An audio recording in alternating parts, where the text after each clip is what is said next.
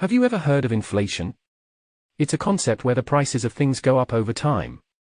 What this means is that the money you have today might not be able to buy as much in the future because the prices of goods and services have increased.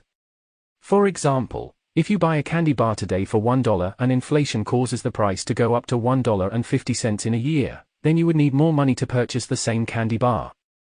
In this video, we'll dive into what inflation is, the factors that cause it, whether it's coming or going away, what the government is doing to address it, and most importantly, how it can affect you.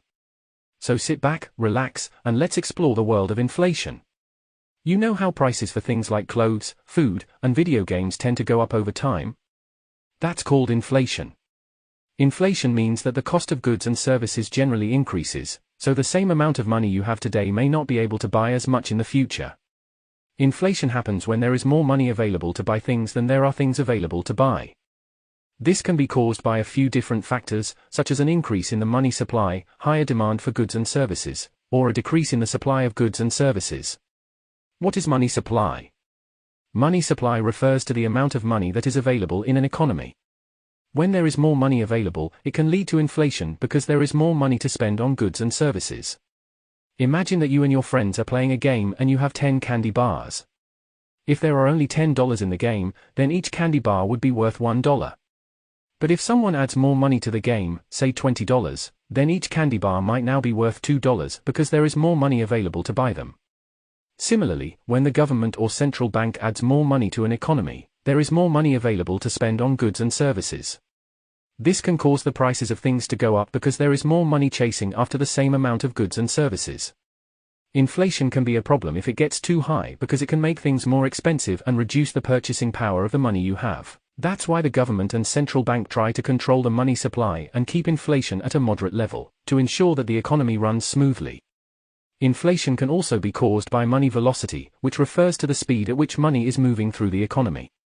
When money changes hands quickly and frequently, it can lead to inflation because there is more demand for goods and services. Let's imagine that you and your friends are playing a game where you all pass a ball around as quickly as you can. The faster you pass the ball, the more times it will go around in a certain amount of time. Now, let's imagine that the ball represents money, and every time it goes around, it's used to buy something. When money is changing hands quickly, it means that people are buying things more frequently. This can lead to an increase in demand for goods and services, which can cause the prices of things to go up over time. For example, if people are buying more and more houses, it can lead to an increase in demand for houses. When there is more demand for houses, the prices of houses can go up because there are more people who want to buy them. Money velocity can be influenced by a number of factors, such as changes in interest rates, changes in consumer confidence, and changes in government policies. To control inflation, the government and central bank may use tools like interest rates to slow down the velocity of money, and prevent it from causing too much inflation. The quantity of goods and services produced can also affect inflation. When there are more goods and services produced, it can put downward pressure on prices, which can cause inflation to go down. However, when there are fewer goods and services produced, it can put upward pressure on prices, which can cause inflation to go up. Let's imagine that you and your friends are selling lemonade on a hot day. If you have a lot of lemons and sugar, you can make a lot of lemonade to sell. When there is a lot of lemonade available, the price might be lower because there is more supply than demand. However, if you only have a few lemons and sugar, you can only make a little bit of lemonade. When there is only a little bit of lemonade available, the price might be higher because there is more demand than supply. The quantity of goods and services produced can be influenced by a lot of different factors, like how much people are willing to work, how much money is being invested in new technology and machinery, and how much natural resources are available. Inflation has been around for a long time and is likely to persist in the future. The reason for this is that there are several factors that contribute to inflation, and many of these factors are outside of our control. One of the significant causes of inflation is economic growth. As the economy expands, more money tends to become available, and this can lead to an increase in demand for goods and services. When demand goes up, so do prices, which results in inflation. Another factor that can cause inflation is changes in the supply of goods and services. If there is a shortage of something, such as a crop or a particular service, this can push up the price of that item and lead to inflation. For instance, if there is a shortage of wheat due to a drought, the price of bread can increase. In addition, inflation can also be influenced by government policies and central bank decisions. If the government spends more money or the central bank prints more money, it can increase the money supply in the economy, leading to inflation. Inflation can have its downsides, one of which is that it can decrease the purchasing power of money. As prices increase, the money you have in your pocket may not be worth as much as it once was. This can be a challenge, especially for folks who have fixed incomes or earn lower wages. Additionally, inflation can make it tough for businesses to plan ahead. With constantly fluctuating prices, it's hard to know how much to charge for goods and services or how much to pay employees. This can create economic instability and uncertainty. But it's not all bad news. Inflation can also have benefits.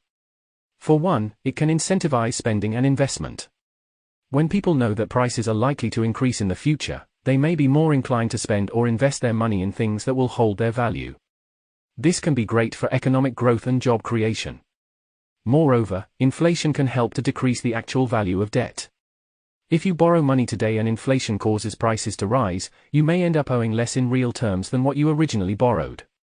This can be helpful for individuals and businesses who have outstanding debts.